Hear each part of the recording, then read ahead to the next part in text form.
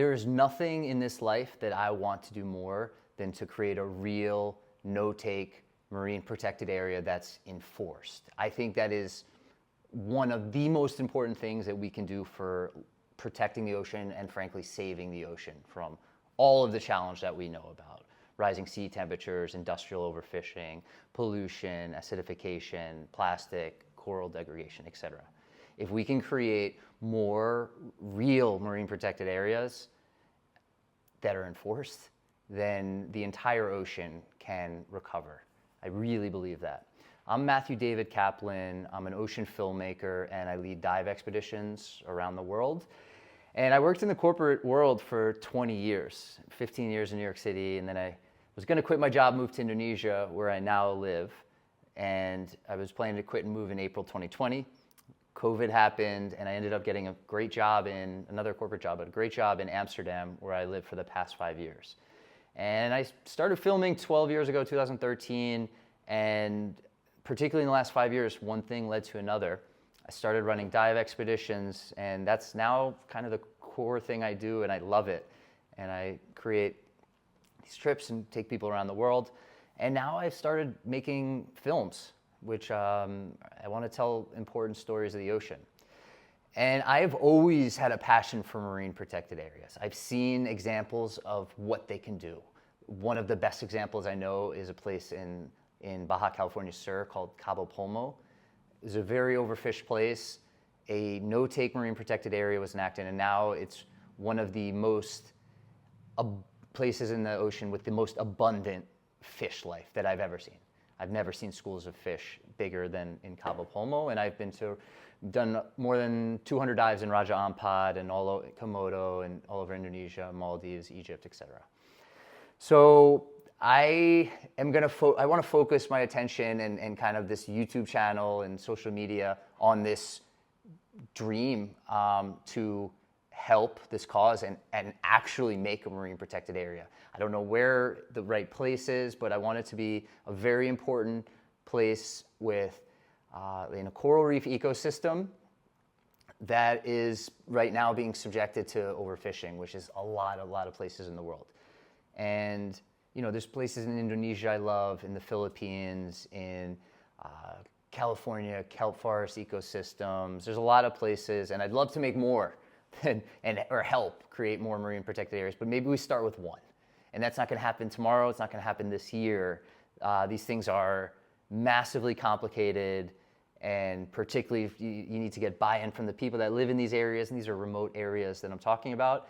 And it's about, it's political, I mean, these types of things that involve committees and to actually make the rules. I've seen many marine protected areas, sadly a significant majority that are, now try not to curse, that are inefficient, to use like a nice word, but where things are getting destroyed, and people don't realize that. And one example is Raja Ampat, actually my favorite place on planet Earth, where it has tourism and the growth hasn't been controlled, and Raja's facing massive destruction from over-tourism, nickel mining, and untreated sewage going into the water from, there's probably 100 times as many people that come to Raja every year than have. And it's nothing against Raja per se. This is a challenge around the world for people that want to make marine protected areas. The other thing I'm going to talk a lot about probably is not all marine protected areas are created equal. There's something called a no-take marine protected area, or at least a no-take zone, where zero fishing is allowed. That's what Cabo Polmo is.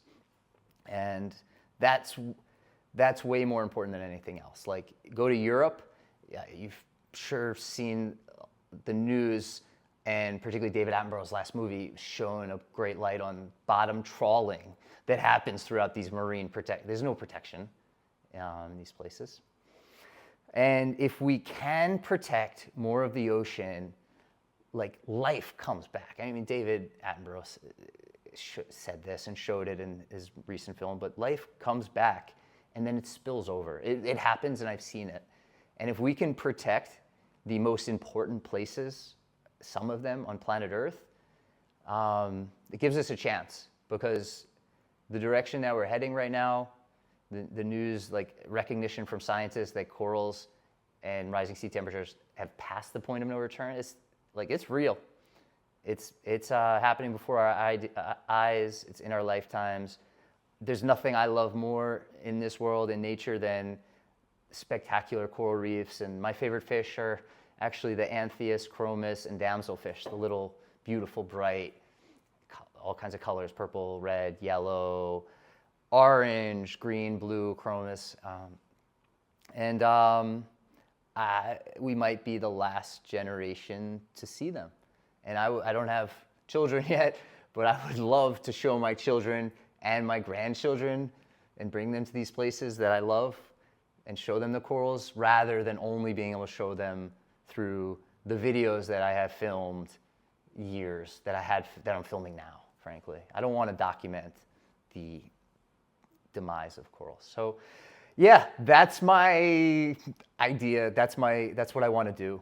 And I have like a ton to learn and a ton to figure out, but I wanted to throw it out there, and I hope you guys, I ask for your support and suggestions, and I'm sure that as I go on this journey, there's going to be people that know a heck of a lot more about general things and specific things, and I'll need a lot of help.